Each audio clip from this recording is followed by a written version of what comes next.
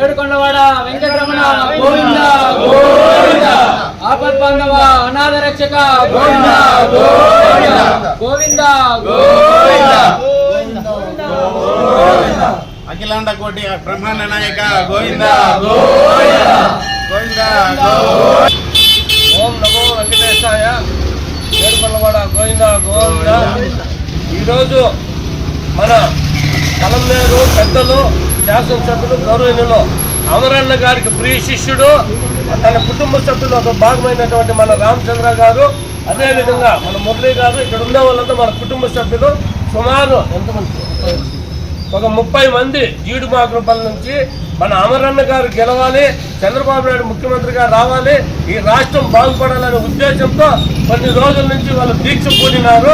రామచంద్ర అయితే పూర్తిగా అందరూ కూడా దీక్ష పూనినారు. ఈ రోజు ఉదయం ఇక్కడి నుంచి పాదయాత్ర కాలినడకన ఆ భగవంతుని సన్నిధి చేరుకొని మొక్కులు చెల్లించాలనే ఉద్దేశంతో ఈరోజు వాళ్ళు వెళ్తున్నారు. వాళ్ళకంతా కూడా తెలుగుదేశం పార్టీ తరఫున పలంనేరు నుండి కూడా మేమంతా కూడా వాళ్ళ యాత్ర బాగా సాగాలని, మొక్కు చెల్లించాలని, ఆ దేవదేవుని కృప ప్రతి ఒక్కరికి ఉండాలని, రాష్ట్రం సుభిక్షగా ఉండాలని, అదేవిధంగా అమరన్న గారికి ప్రజలకి మంచి ఆశీర్వాదం కావాలని ప్రతి ఒక్కరికి తెలియజేసుకుంటే వాళ్ళ పాదయాత్రకంతా కూడా మేము కృతజ్ఞత తెలియజేస్తున్నాను.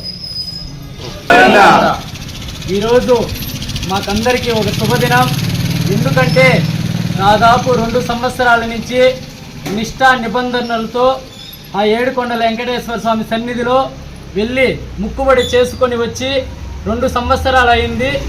ఈరోజు ఆయన సన్నిధికి వెళ్ళి మా సొంత గ్రామం గంగవరం మండలం జీడుమాకులపల్లి గ్రామం నుంచి కాలినడకతో ఆయన ముక్కిని నెరవేర్చుకోవాలని నాతోటితో నా ఊరి ప్రజలు నాతో కలిసిమెలిసి దాదాపు 30 మందితో కాలినడకతో ఆయన సన్నిధికి వెళ్తున్నాము. ఈరోజు మాకు చాలా సంతోషం. ఆయన పలమనేరు నియోజకవర్గానికి మంచి మెజారిటీతో ఎమ్మెల్యేగా గెలవాలని నిష్ఠా నిబంధనలతో ఏడుకొండల వెంకటేశ్వర స్వామి ఆశిస్తూ ప్రతి శనివారం ఇదే గుడికి వచ్చి ఆయన్ని ముక్కులు చేసుకొని వెళ్ళేవాడిని నేను. ఈరోజు నాకు చాలా సంతోషంగా ఉంది.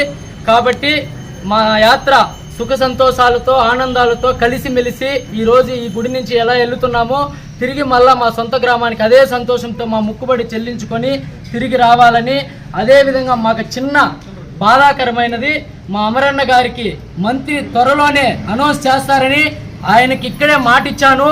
ఆ మాట నా నియోజకవర్గ ప్రజలతో నేను తీర్చుకుంటానని, అది నేను యాత్ర పూర్తి చేసుకొని రాగానే ఏదో ఒక రోజు నా ముక్కుబడి మళ్ళా నెరవేరుతుంది. ఆ ముక్కుబడి ఆయనకి ఇచ్చిన మాట ప్రకారం నా నియోజకవర్గ మా అన్నదమ్ములతో ఇక్కడే ఇదే గుడి ముందర నెరవేర్చుకుంటానని ఆశిస్తూ పలమనేరు నియోజకవర్గ ప్రజలందరికీ నా యొక్క ధన్యవాదములు.